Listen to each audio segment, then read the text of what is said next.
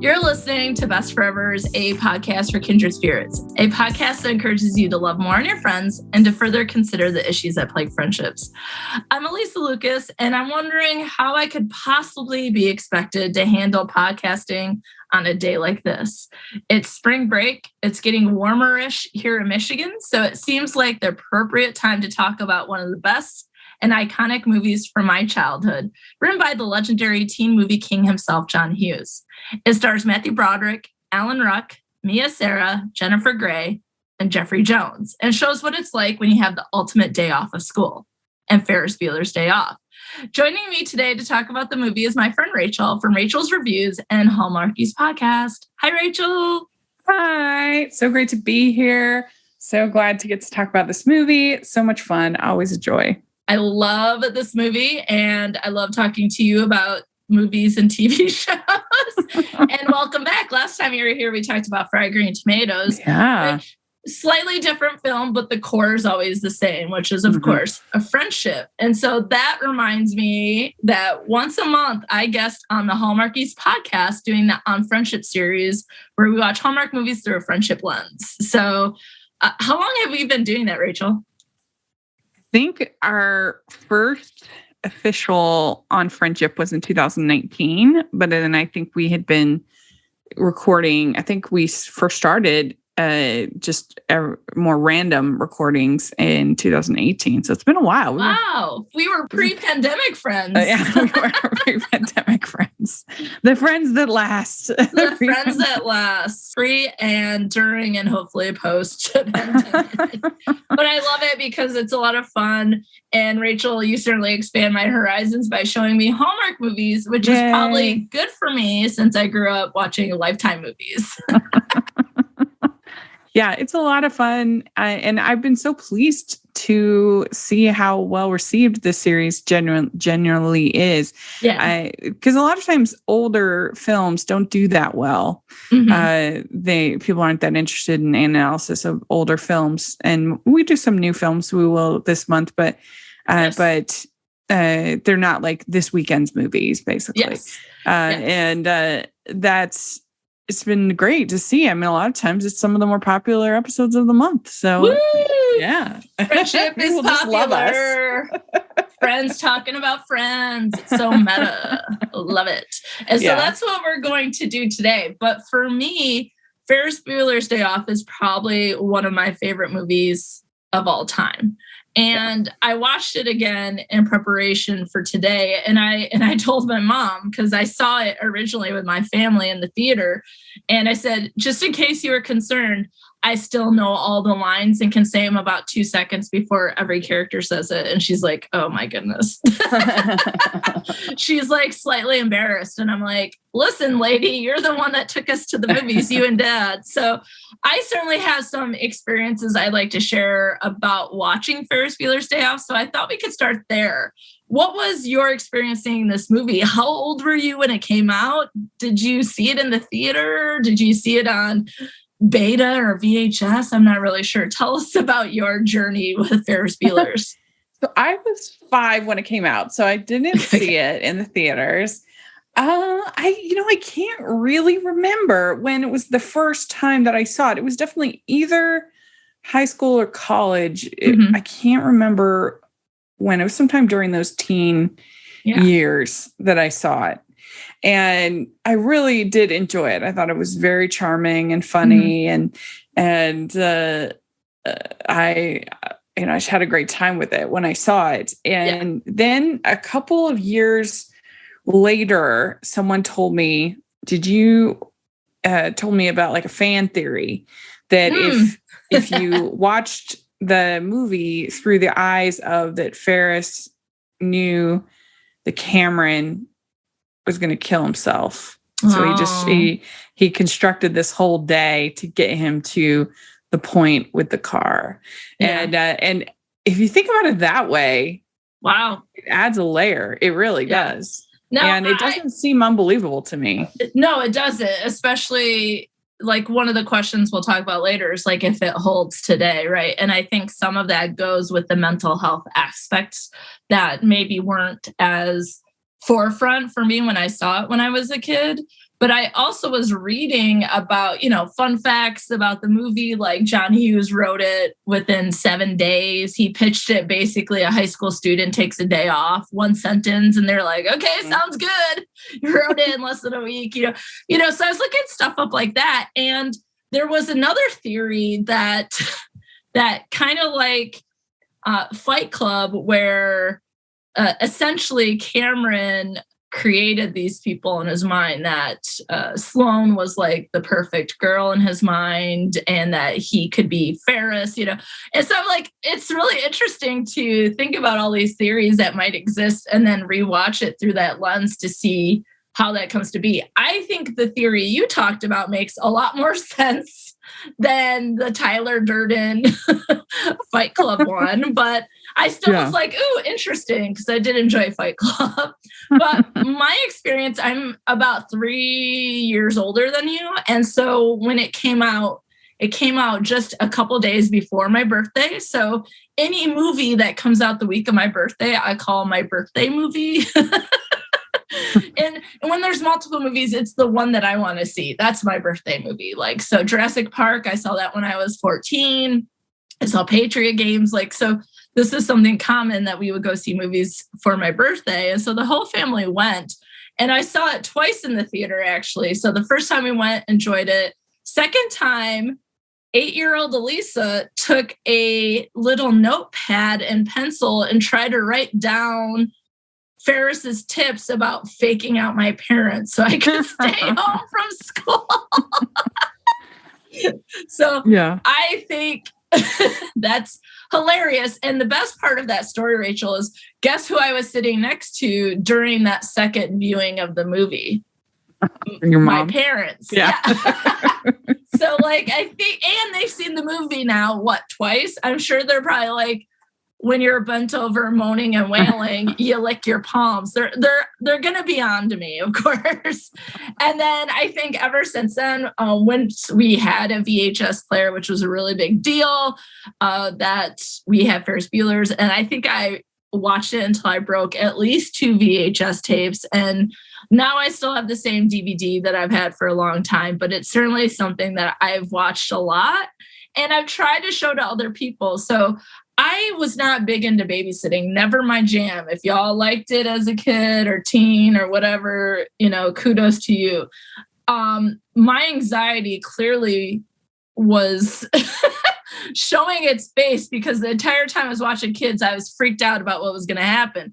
So it's like, okay, let's watch Ferris Bueller's Day Off. This is a comfort movie for me. And then when you watch it with 8-year-olds, like I was when I saw it, which I'm like, Mom and Dad, what's up? But when I watched it with the kids, I was like, this is not appropriate at all. There's so much more swearing and other things going on that I didn't realize when I saw it. So maybe not good for little kids or 8-year-olds or 10-year-olds. But this is something I've enjoyed my whole life. And I'm pretty sure most people, I hope, have seen it at least once. And I try to get my students to watch it as well if they haven't seen it. And so according to the About on Google, it says Ferris Bueller has an uncanny skill at cutting classes and getting away with it. Intending to make one last duck out before graduation, Ferris calls in sick, borrows a Ferrari, and embarks on a one-day journey through the streets of Chicago. On Ferris's trails, high school principal Rooney, determined to catch him in the act. I think this description leaves out the really important connection of Cameron and Ferris, but it's basically about having the greatest day off of school. So what do you think? Do you think that movie, that idea holds today? Or maybe this is the time when I asked Rachel to do this episode, she said, I have some non-traditional opinions about school. And I was like, oh, I can't wait to hear. So this might be the time to let us know what you think. Go ahead, Rachel. I think that it applies even more so now than it did then, because one of the gifts of COVID, I think, is that it finally got people to experiment with different kinds of education for their kids. And some of them, decided they still wanted to do public school. And a lot of people decided, I actually like this teaching my kids. And quite a few people kind of kept that up or kept some kind of hybrid model. And I think that's great. It's I don't think that it's right for a lot of kids to just sit all day. Yeah. And that's one of the things I like about this movie is that the school is just painted as the most boring thing ever exist. Like, of course, we know Bueller, but all the teachers, it's just painfully boring. And there are those incredible teachers, high school teachers, and God bless them. They are incredible. I could never do what they do. But a lot of it is rough, and it's not, I think, particularly helpful. They're not learning stuff that they will remember in a month. Yeah. And so, and they're just, especially for boys, just be sitting all day. And, there's just less gym. There's less, and even when they're in gym, a lot of times you're just standing in a line waiting. It's like Cher says that standing in a line waiting at a ball is not aerobically effective. It's tough. I mean, the arts are getting cut. Drama, drama, art, and I just, it's interesting because when you talk to people about homeschool, a lot of times their big thing is, what about social things? And I say this fully admitting I don't have children, so you can take my thoughts with a grain of salt. But I think if done right, well, first of all, I think that public school can be a terrible social experience. Bullying, school shooting. I mean, come on. Yeah. But also, I think when done right, alternative schooling, homeschool, unschooling, hybrid models, things like that, when it's done right, it can actually be a more positive social experience because the kids are interacting with not just people their own age, they're interacting with people of all ages and all different experiences, plus interacting with kids their own age. There's so many programs and ways for kids to become involved. I mean, I don't understand where we got this idea that every education has to be at a desk all day sitting. I mean, that's not that new. I mean, really, you're talking from the 1950s on that's something that was sort of the normal. Yeah. Before that, it was very common for kids to do a lot of their learning on their own. I mean, Abraham Lincoln himself. I mean, most of the great scholars, American scholars at least, because we don't have the English prep system like they have over there, and I basically learned by their own initiative and their own, and it's incredible how well the homeschoolers and unschoolers, how well they do on tests like, the SAT and things like that, and how well they transition into college. And I know this is like a whole nother topic, but I'm just saying that this movie does really show how boring school is and how it just doesn't engage a lot of kids kids like Ferris that are obviously incredibly intelligent to be able to come up with all of this and to be able to,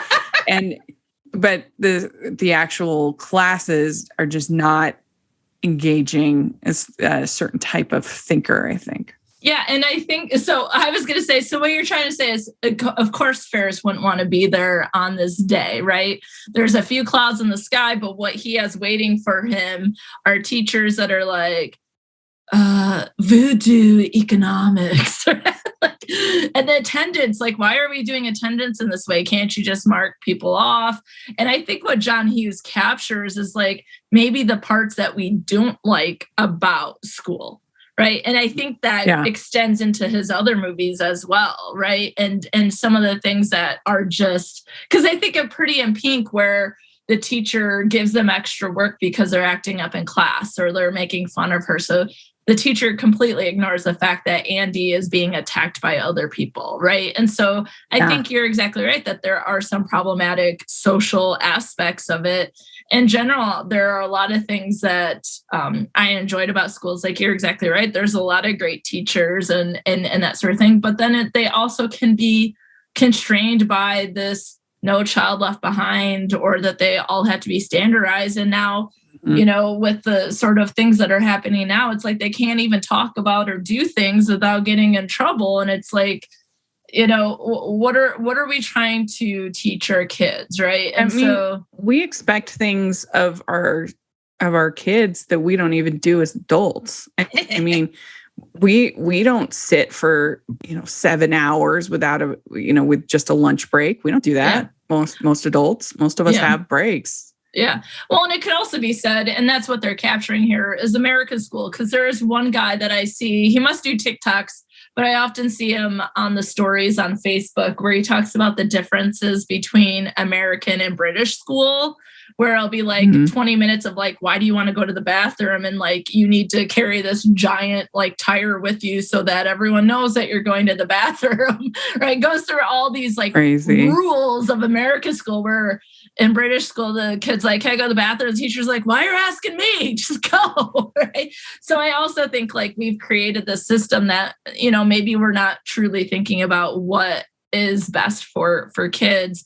And certainly I think Ferris, though, I think any system he would be in, he would be a rebel, if you will.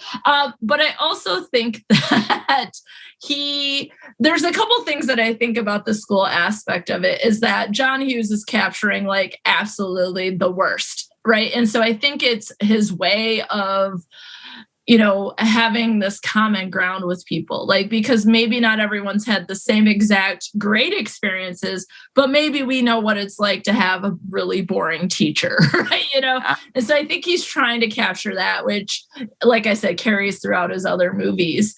And I don't know how someone would argue that Ferris didn't like learn way more, didn't have a more educational day on his day off than he would have had at school.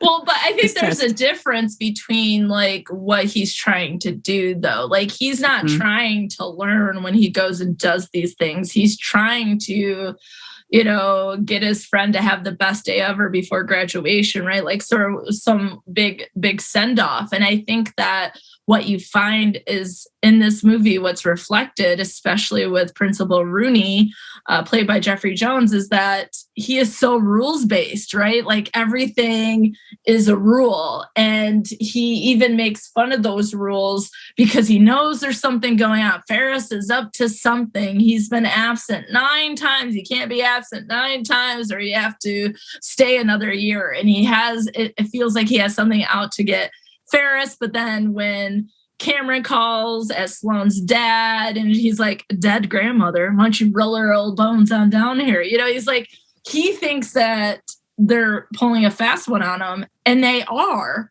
And they have to do that to be able to do this without getting in trouble. And so I think one of the things that it really shows is that there are a lot of rules, right? Yeah. And Cameron is sick all the time. So why isn't Cameron in trouble for staying back for school, but Ferris is? Is it because he doesn't follow the rules? He bends the rules. What is the issue between the two of them? And I think the difference is like, I think now if kids needed a day off, like I think most parents would be like, yeah, go for it. Like, yeah, I mean, my parents were big fans of mental health days. If we needed to take a mental health day, they had no problem with that.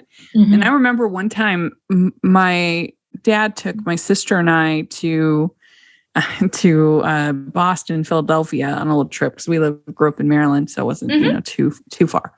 And they were kind of giving him grief because we had too many days. My dad told the attendance people or whatever, he was like, sorry, they're going to learn a lot more with me taking them to Boston and Philadelphia and everything. Yeah. Well, here, he was basically like, deal with it. And I just remember being like, whoa. Yeah, you're like, Dad's a rebel. Yeah. Well, that's the thing is like, I think if I really needed a day off, my parents probably would have been like, okay, you can have this one day off, or we'd have to talk about it. Because I think like at that time, at that age, I mean, it was in the 80s. And so I think it's much different now. So when you said that you think the movie holds more now, like with the pandemic, maybe people aren't sitting all day and that sort of thing. But I also think people are more open to, if someone does need a day off, they can. But I think the difference here is that Ferris wants to break the rules because it's a way to make it exciting. It's a way to be like, this was the best day ever. We pulled over one on Principal Rooney and that host at Che Louise or wherever they go for lunch, right? Yeah. He's like, I'm not going to get busted by a guy like that, right? Like it's part of, I think, for Ferris, the challenge. And I think you're exactly right. He's really smart, and we'll talk about him more later.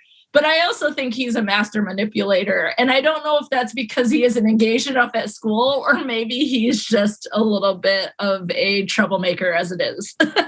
Well, I think that's why if you kind of watch it with this backstory of he's doing it to get Cameron to that spot with the car, it makes him feel, it makes all of his actions feel from a better place. Yeah. And that's sort of what I want to get into when we get to the friendship and get to Ferris, because I think at the front of it, or on the face of it, Ferris doesn't feel like a very good person. But we're going to put a pin in that because it is quite the day that he has put on for his best friend, Cameron, right?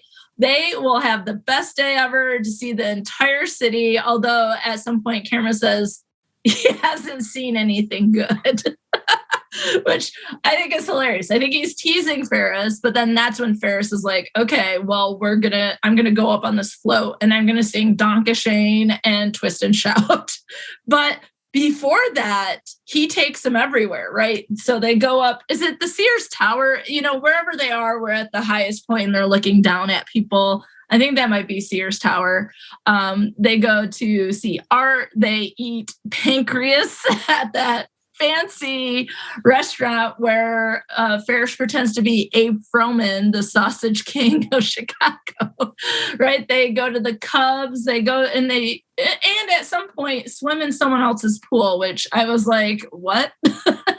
And this is all after breaking Sloan out of school, pretending to be her dad to pick her up, stealing the Ferrari. Yeah, they go to a Cubs game. Yes, they do all sorts of stuff. So let me ask you this. What would have been your favorite part of that city tour that they did?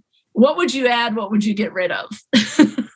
That's a good question. Thank you. I probably honestly would get rid of the fancy meal. Yeah, like I would rather think they need to do that. Yeah, like I would rather just get like a Chicago hot dog or something like that. Maybe a deep dish pizza or something iconic than just some like stuffy French restaurant. That'd probably be my least favorite. Yes, agreed. Because they ate pancreas. Like, why? Why did you need to do that? Yeah. I mean, again, I think it's about Ferris, like them getting in and stealing a reservation and sticking it to the snooty guy, you know? So I think that's more of the goal there. But yeah, why not go somewhere where you're like, this food is really good? Yeah. I think my favorite part probably would be the parade. I think that would be really fun. Yeah, I love that scene. I feel like that one just kind of brings everyone together. Everyone starts singing and dancing. And it's like a German parade? Yes. I looked it up. It is a historical parade. Here, I might have to do a little Google search. I looked it up, but then I didn't write it down. So good job, Alysa. They actually do this parade in real life? Yes. And they filmed during the actual parade. They like got a float, but didn't tell them what they were going to do. And then they came back and filmed it on a second Saturday as well. So that was one of the fun facts. I'll put in the articles of fun facts that I found in the show notes so that people can know that. So according to ranker.com, the behind the scenes of the Ferris Bueller's Day Off Parade, it says, quote, the parade scene was filmed at Chicago's annual Van Steuben Day Parade. Von Steuben Day is a German-American holiday honoring Baron Friedrich von Steuben. Von Steuben was a Prussian general who lent his aid to George Washington during the Revolutionary War, training American troops to help defeat the British. I don't know how that translates into a parade, But I did read that like there are some really big ones in New York as well. One more thing that Ferris probably learned on his day. One more point of education. Absolutely.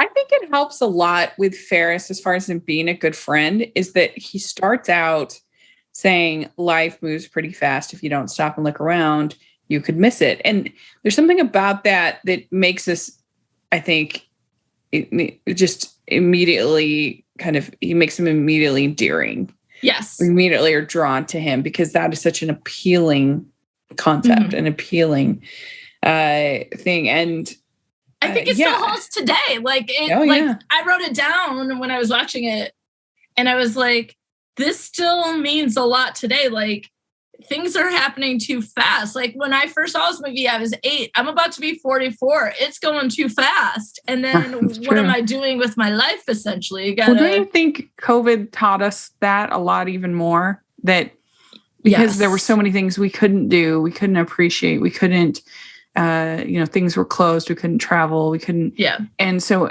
whenever we had those moments, I was joking when things first opened up again, I was like, I'm just going to be openly weeping at all times because there were so many things that I had missed so much. Yes. And that you take for granted and then they're taken away from you and you're like, yeah. The ability just to get in the car and go somewhere and not worry about like all aspects of things. Yeah.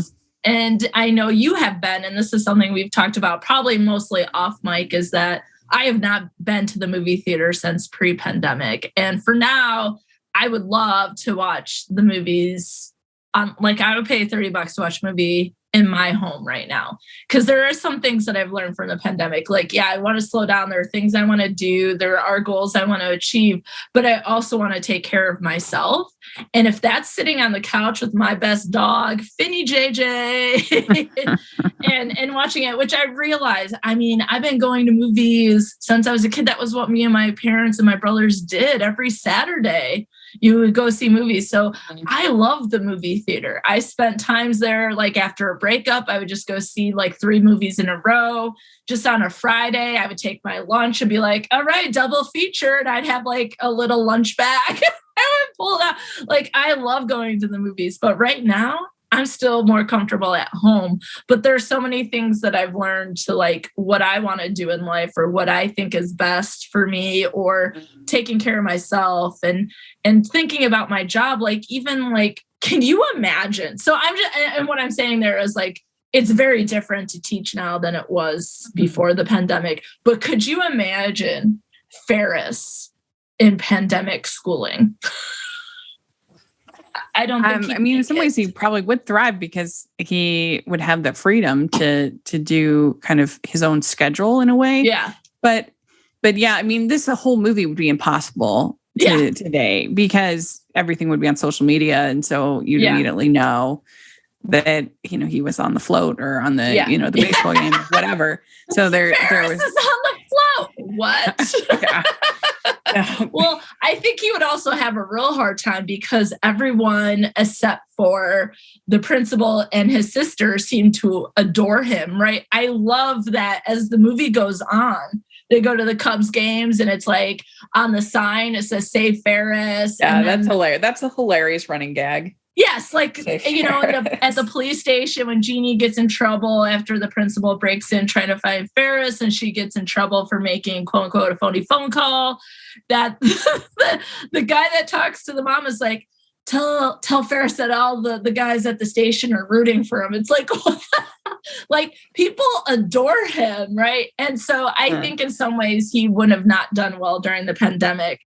Well, and that is also different with the pandemic is we would never force someone who's sick anymore to go out. But I also, and I think that goes to the mental health aspect of it is that, some of the things might be that perhaps Cameron feels better when he is doing that because there's so much stressors in his house, right? Like, or that maybe he's a little bit of a hypochondriac, right? And like, because when he's laying in his bed, like he's laying like he's in a coffin with the comforter like tucked in around him, right? And he's like, let my Cameron go. Like he's singing the, dark song, and he's like, I'm dying. And then Ferris is like, you're not dying. You just can't think of anything good to do, right? And so there's this huge juxtaposition between the two.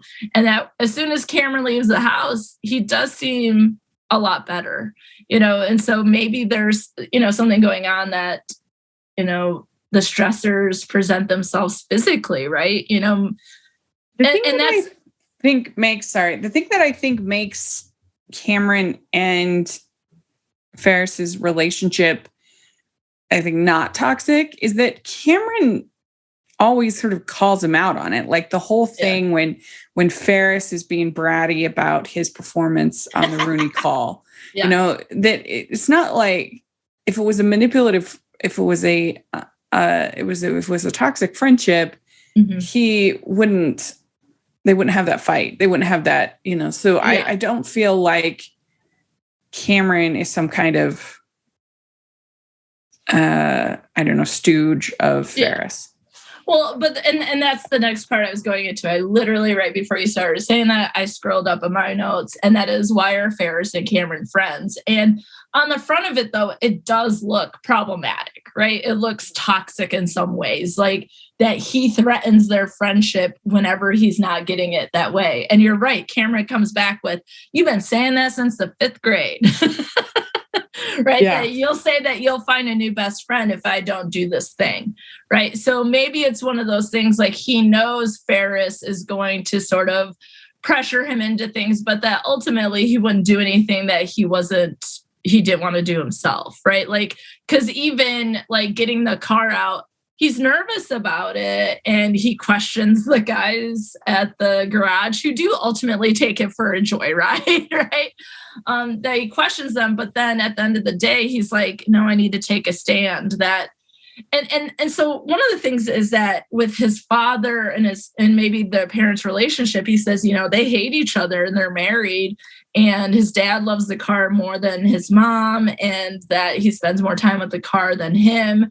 And so part of it is like he's been letting that happen without saying anything regarding it his entire life. And that maybe having someone like Ferris in his life sort of helped him build up to the fact, or to the moment when he could kick that car and dent it, and then it goes out the back window, and Ferris says, you killed the car. He's like, no, it's going to be fine. Like, I'll talk to my dad about it. It'll be good. Like maybe it's through their friendship, he built up the ability to confront people who were mistreating him. And I think, and I'm not saying necessarily that Ferris mistreats him per se, but I think he knows he can get away with a little with his friend. And I think that is common to some of our closest relationships. We talk about this in my classes. There's a reading that we do in my dark side of interpersonal communication class, and it's called We Always Hurt the Ones We Love by Roland Miller. And basically what he's saying is that generally we might hurt our loved ones because we know the most about them. Like we have the ammo, so to speak, to hurt people because we know them better than strangers. Additionally, we know typically that they'll forgive us for any bad behavior. And I think Ferris plays off that just a little bit. Yeah, I mean, I think that's definitely true. And he knows how to kind of push Cameron's buttons. Mm-hmm. And he talks about how, Cameron is gonna marry the first girl that he's with, and that he like in his way, he's kind of worried about Cameron. But I don't know. I think that there's still enough pushback from Cameron for me to be comfortable with the film. Yeah, I have to say that this has changed over the years for me. I mean, we'll talk about this next, is sort of that people adore Ferris. So there's this level of being charming and likable, but at the same time being like, he's kind of mean to his best friend, right? Like, so I asked some of my pod friends, and Jaslyn said, My views on Cameron's friendship have evolved over the years. These days, I don't feel Ferris respects Cameron's mental health enough. Ultimately, it does help him get over some anxieties, but he's a jerk about it. And I have a little bit of a different view that I feel like, especially with the theory that you mentioned, that he is thinking about Cameron's mental health. He's going about it in a very Ferris way. That only he knows how to do, right? Like, so he is thoughtful about it. He just is like, this is how I think it's going to help him. I think it will help him if we get Sloan and him out of school and we leave and we just have the best day ever. And that we'll steal the Ferrari. And like you said, through the theory you mentioned, that he'll end up destroying the Ferrari and being less fearful about the car and his parents and his dad specifically, and other fears that he might have, right? That he can then face fears. And I almost wonder in some ways if,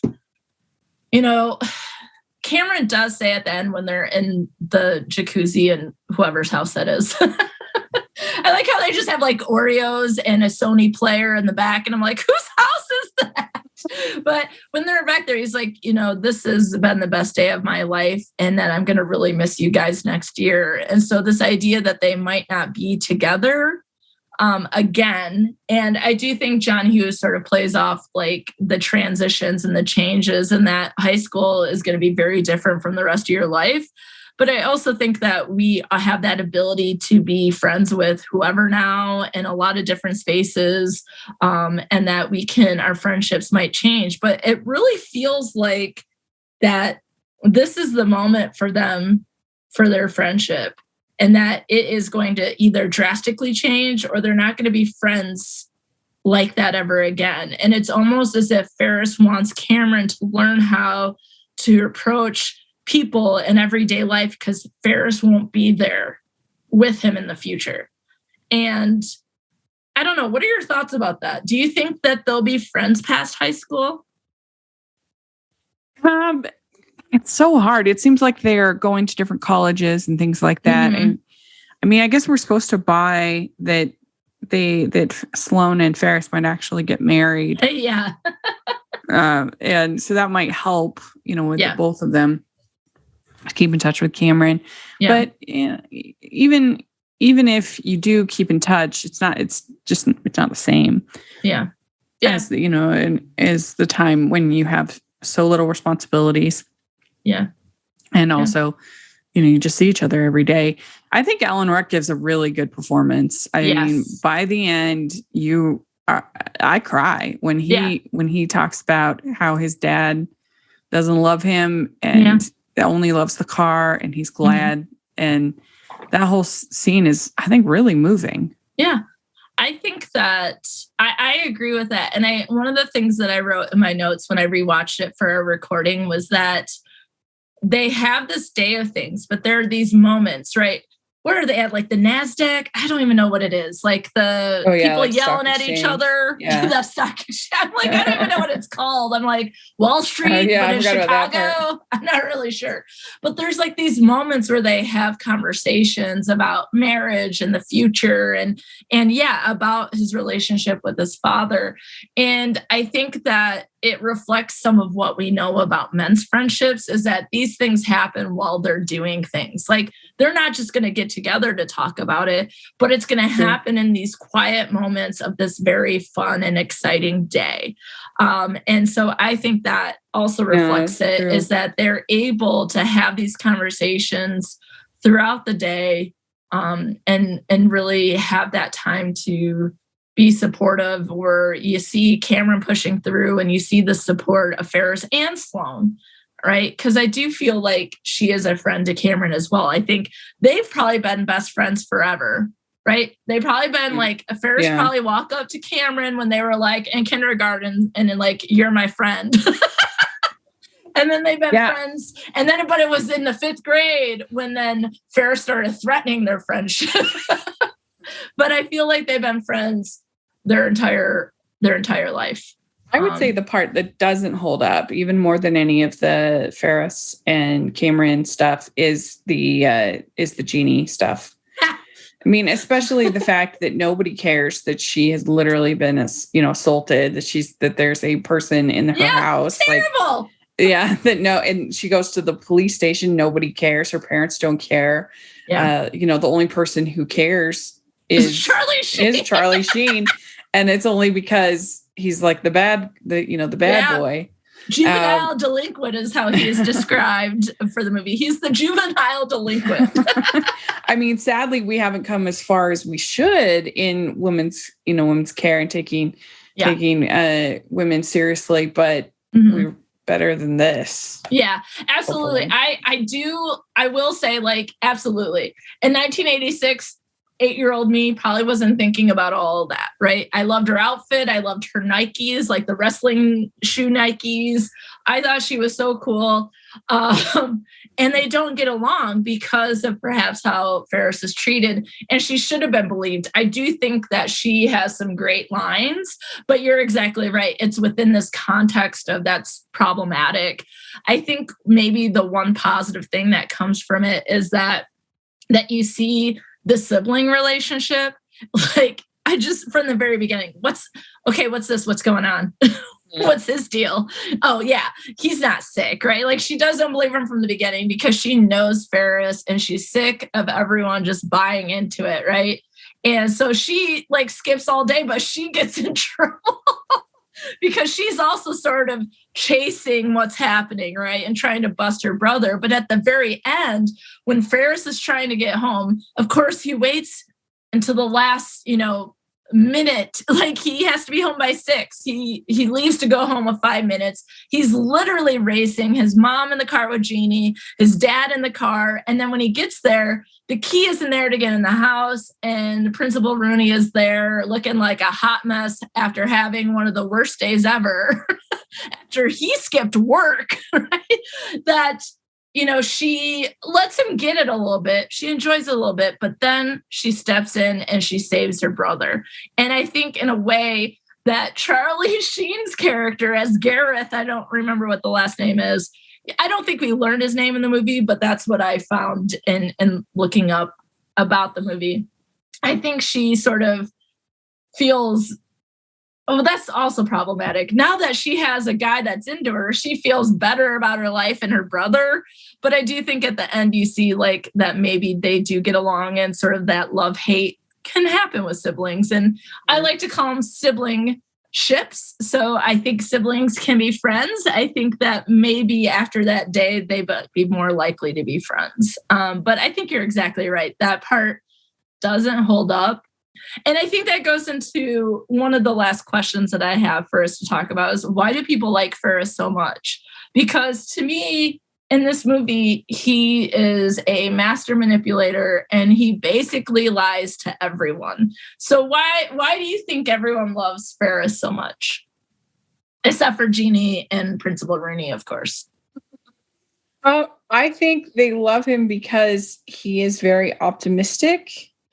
And he's charming, and you can get a long way in this world just being charming and being optimistic.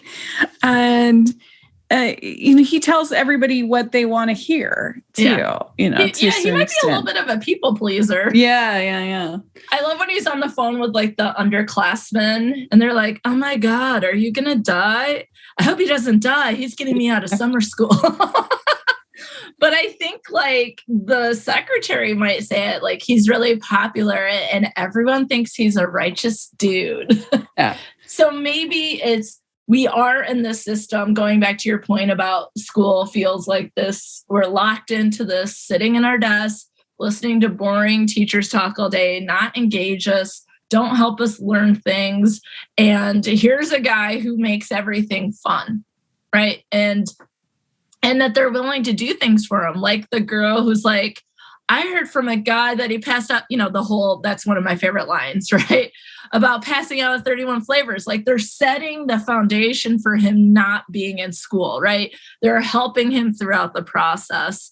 And everyone seems to love him. And I think it's the reason why Rooney and Jamie don't like him is because they get the short end of the stick when it comes to him. Maybe they don't get as much of the sunshine that comes from Ferris. They get a lot of the he's playing me and he gets away with everything, whereas everyone might not be as thoughtful about the behaviors that he does. But I mean, the other thing too, the reason why Rooney probably hates him too, is that Ferris is basically saying that everything that he's doing is worthless, is a waste of time, that I am better off doing all of these other things.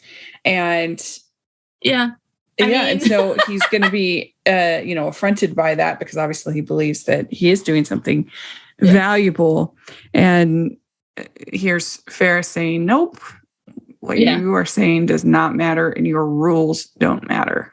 As a teacher at the collegiate level, I can feel this a little bit when maybe students don't realize, but they say something like, this class doesn't even matter to me. And it's like, that's fine, but you're also enrolled in it. And that was your choice to go to college and enroll in my class. So why do you need to tell me that I'm wasting your time? I'm like, I'm also in communication. So I'm like, was that the best way to communicate? So there have been times where, and basically this is, I understand that my class isn't important to everyone. But what I say to students is this: not every class is going to be the most important to you, but every class has to be the most important to you at a given moment, if you choose to be in those classes and be successful in them. Right. Yeah. So, and I think that's hard about high school and elementary school, is that they just don't have as many choices. Yeah, that's fair. And I do think that a lot of people might be in college because they don't feel like they have a choice, but it does feel like you make more decisions yourself throughout the day when you're in college, right? And you're not sitting, unless you make the schedule, so you're not sitting in the classroom all day, right? Technically in college, if you want to have a day off, you just don't come to class. Choice. That's your choice. You're and you don't have to tell me I'm not coming because I hate it. Just take your day off. Yeah, and exactly. I think that's where it holds now, is that maybe not so much in high school. I do feel like people are more open to the mental health days now. And maybe Ferris really set us up for that. He really was changing the world back in 86. Right? But now I think people can take those days, or in college, you can take those days. But in the workplace, it's even now during the pandemic, it's oh, you have 5 days with COVID and then you have to be back whether you feel good or not, right? Or that people work 3 jobs and they haven't had days off since summer, right? That people might not use their time off because they get guilted for not being there, especially K through 12 teachers, right? I think we have more of a problem now in the workplace that we're expected to be there all the time without taking care of ourselves. And I think that is really it depends. It depends on the field. Obviously certain fields you're going to need to be there. If you're a doctor or you're, but doctors should be able to rest and relax too. We probably don't want them working on us if they've been up for 72 hours. Well, and there's televisits and things like that, which I think has changed medicine for the better. But, but depending, different careers obviously have more in-presence requirements than other careers. But I do think that in general, a lot of people have come to sort of embrace at-home work as well. Yes. Through the pandemic. I think that's something that's been very positive. I have been working from home since 2008.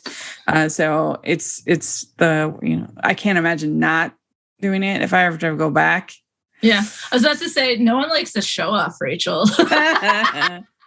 No, that's amazing. But I do think there is this level of yes, people are very productive at home, but then there's also this idea people have to be there. And it's but I think you're right. It depends on the job, right? Whether or not you think a lot of people have realized oh, I actually like this. I didn't think I would like it. Yeah. Or I didn't think it would be for me, but I've talked to a lot of people who were wow, I prefer this. Oh yeah, I prefer it. I do enjoy being with the students now, even though maybe not all of them are in the classroom. I have missed that. And there was recently where we had a day where they were working in groups, and just, you could feel the energy, the electricity of the conversation and the figuring out the problem I gave them. And I hadn't felt that since early 2020. And so that was really neat.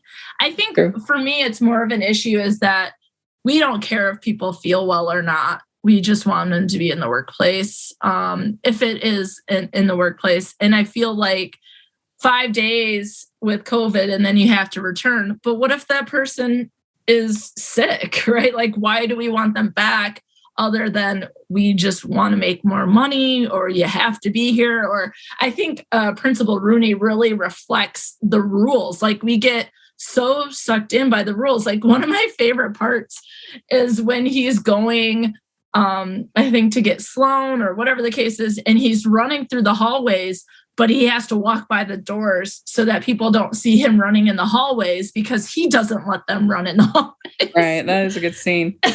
I mean, I think it's hard because we also have a lot of businesses that are understaffed right now. And Absolutely. So if they have all these people out with COVID, it's just a tough situation to be in. And what do you do? So I can be empathetic to that as well. Absolutely. But yeah, it is an interesting kind of dynamic of you have a setting where you have these rigid rules, and do the rules make sense? Or do we just, again, do we accept it because we think this is the way that education is, but it really hasn't been that way for most of human existence. Yeah. And people were still properly educated.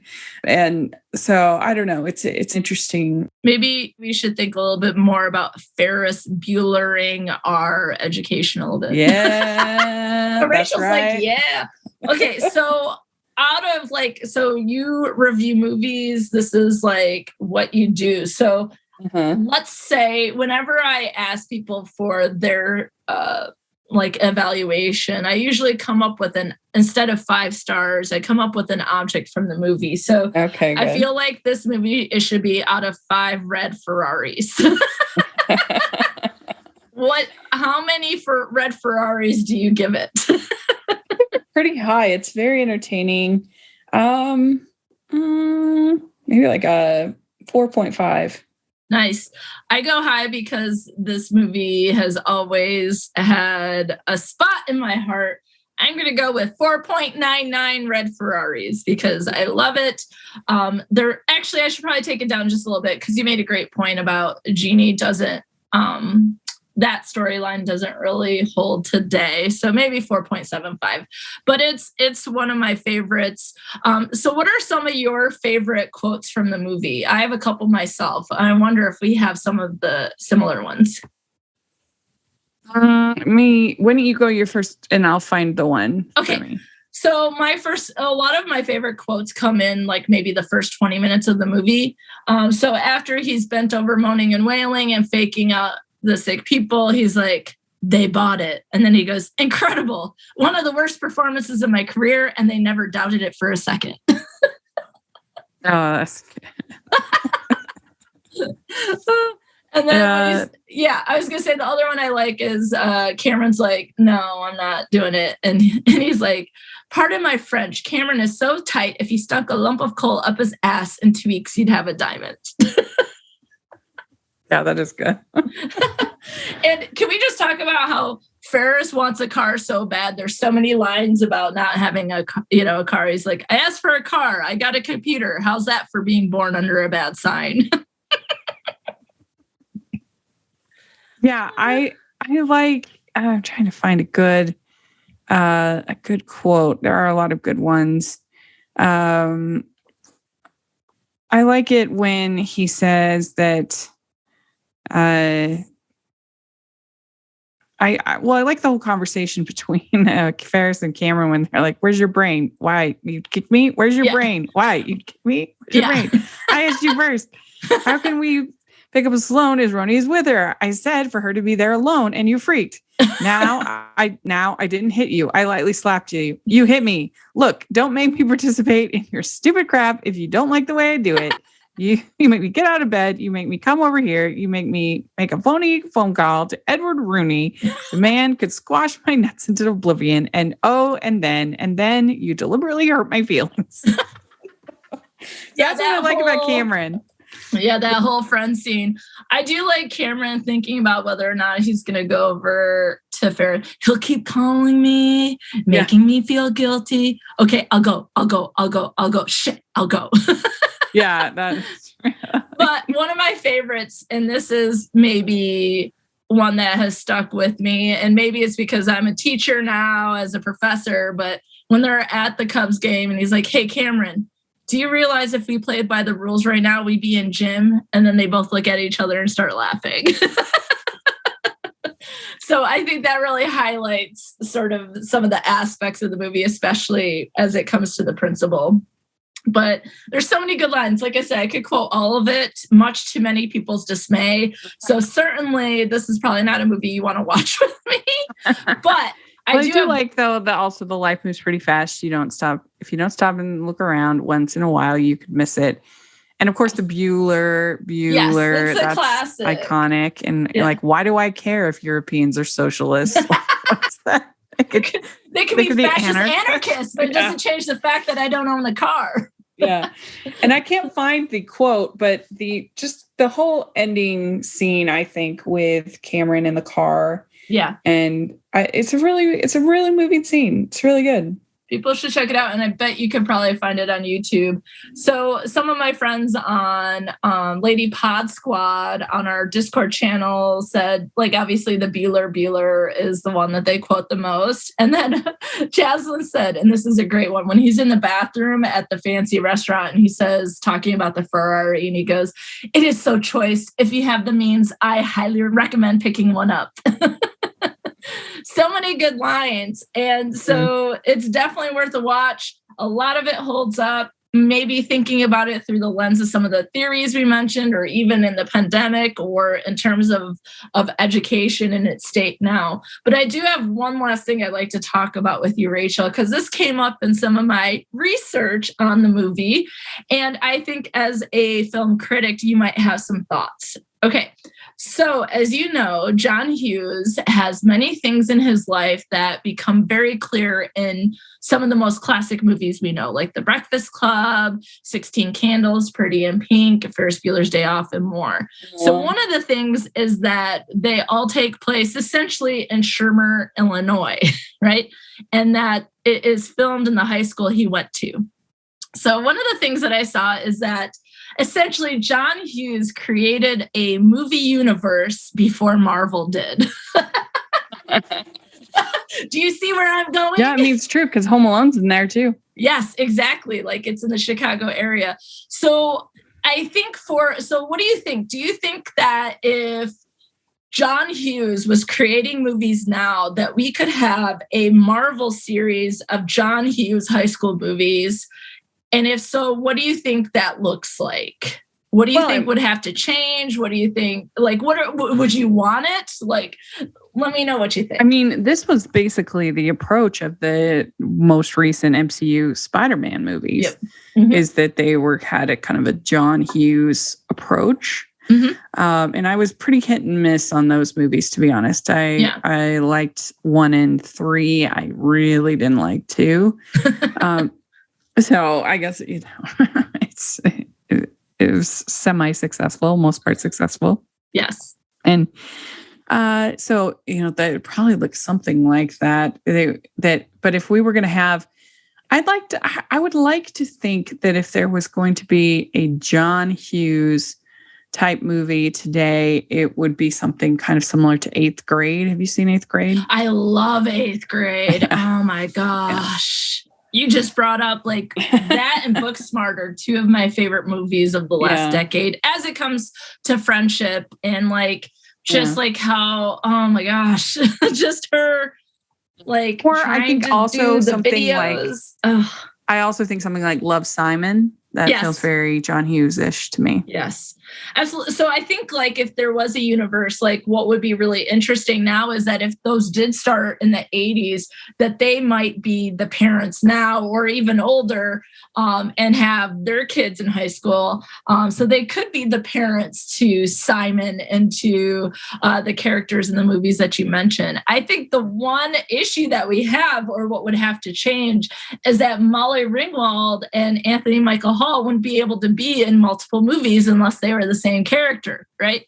So how do you have the Black Widow, you have Hulk, you have those sorts of things that if they did do a Marvel-like universe for John Hughes, that like which Molly Ringwald character would you want to keep?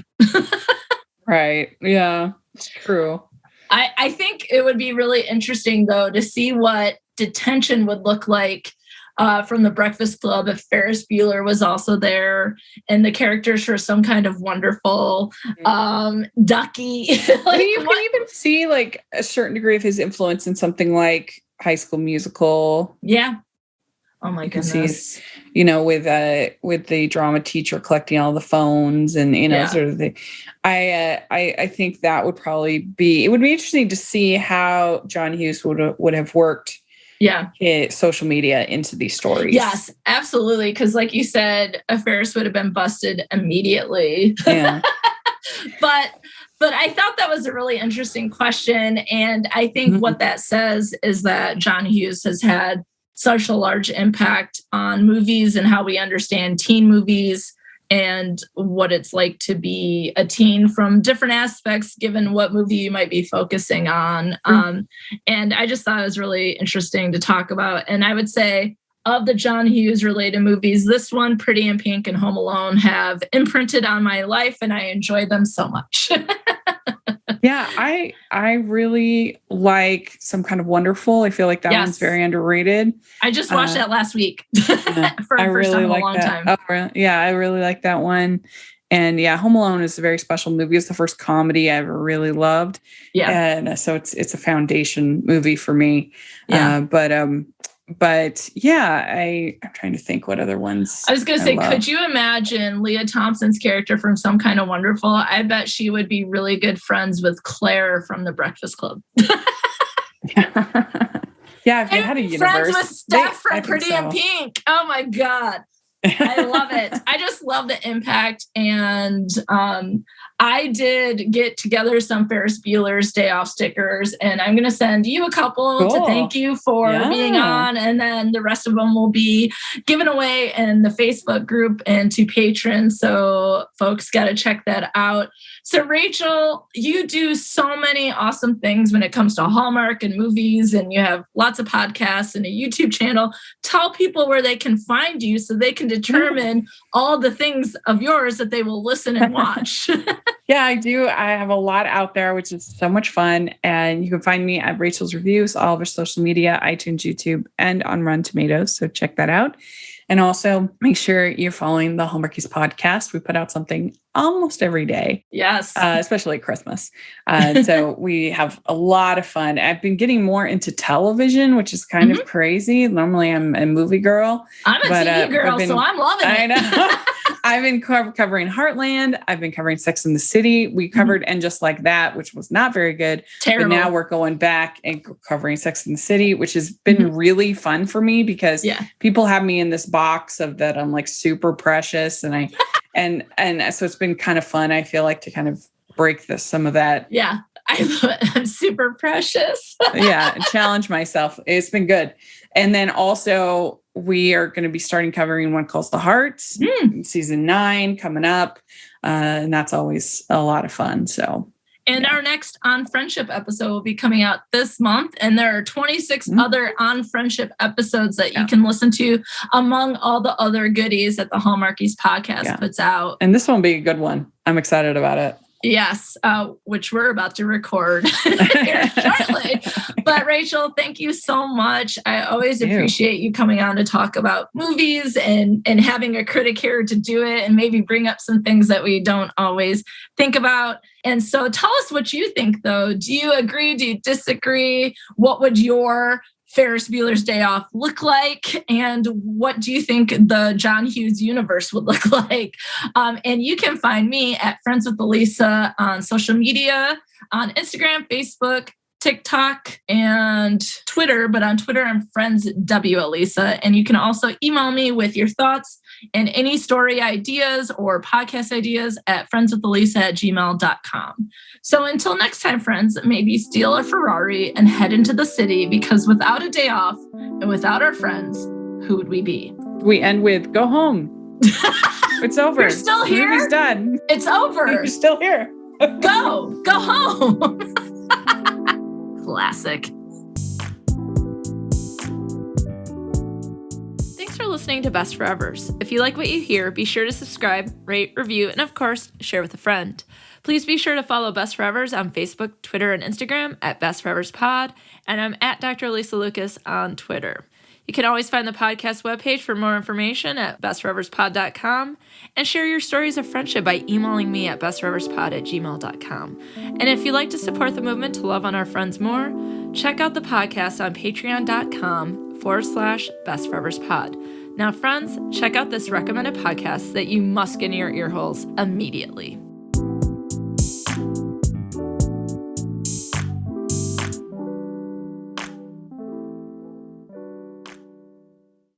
First impressions can take as little as 6 seconds to make. But in these fleeting moments, whose amazing stories don't we get to hear?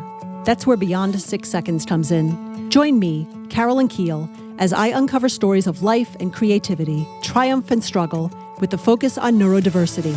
I'm featuring neurodivergent people whose stories shatter misconceptions, break stigma, and showcase vibrance and diversity. To listen, go to beyond6seconds.net or follow the show in your favorite podcast player.